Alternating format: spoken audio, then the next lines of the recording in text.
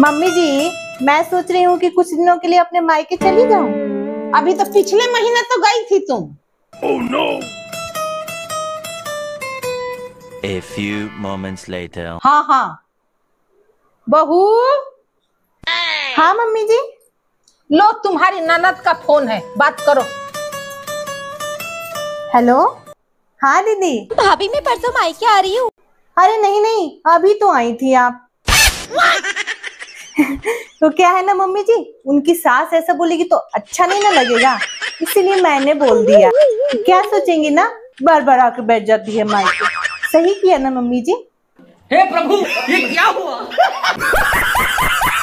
तो अगर आप लोग को हम दोनों सास बहू की जोड़ी पसंद आती हो तो वीडियो को जरूर लाइक करें और ज्यादा से ज्यादा फैमिली और फ्रेंड्स में शेयर करें, ताकि हम लोगों का ऐसे ही हौसला बना रहे और हम लोग आप लोग के लिए ऐसे ही अच्छे अच्छे वीडियो लाते रहें। और सब्सक्राइब भी कर लें लोग।